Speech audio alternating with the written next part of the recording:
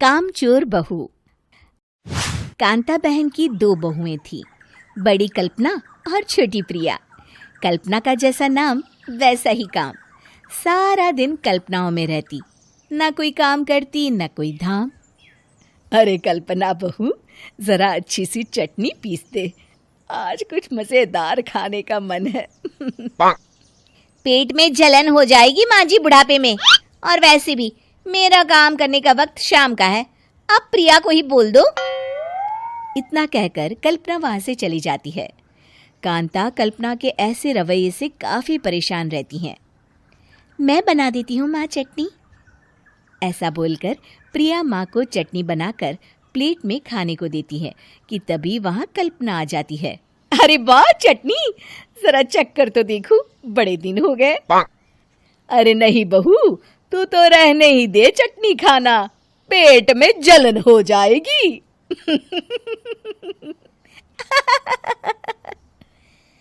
इतना कहकर कांता और प्रिया दोनों हंसने लगते हैं।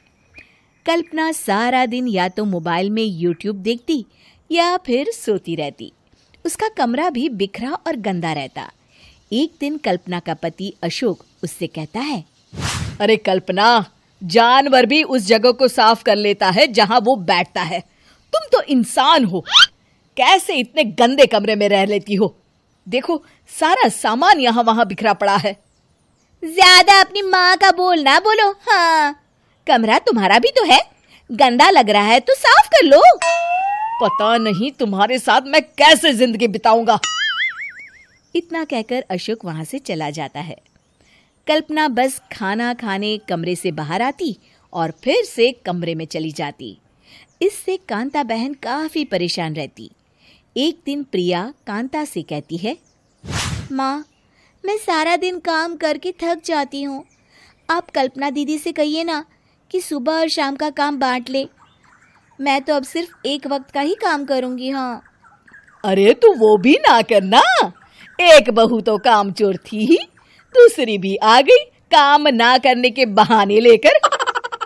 तभी वहां प्रिया का पति रमेश आ जाता है।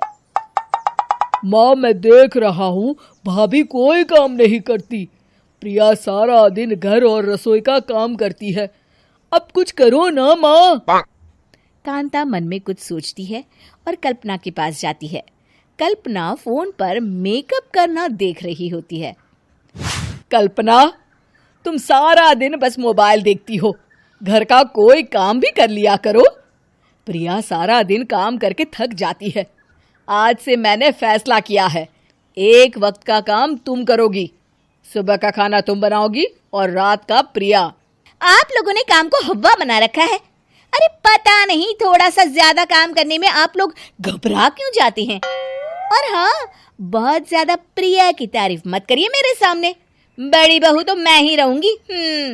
मैं कुछ नहीं जानती, कल सुबह मुझे वक्त से खाना चाहिए, रसोई में आ जाना, वरना कल से तुझे खाना नहीं मिलेगा। अगली सुबह कल्पना रसोई में नहीं आती है।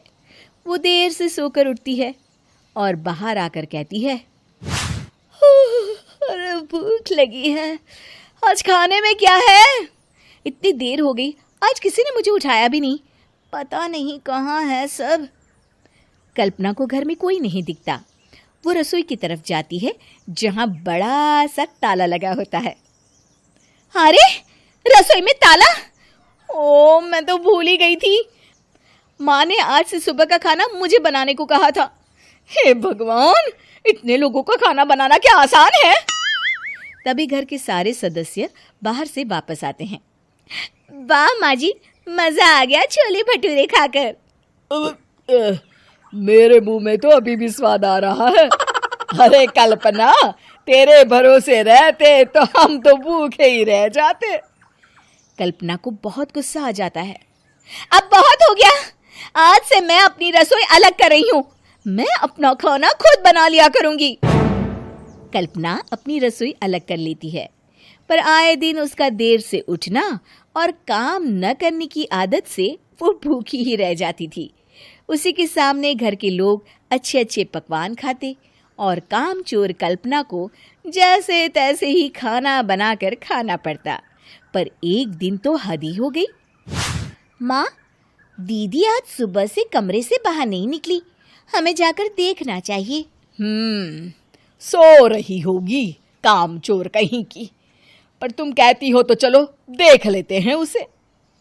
कल्पना कमरे में पेट पकड़कर बैठी होती है। हाय मेरा दर्द, पेट दर्द के मारे मर रही हूं मैं।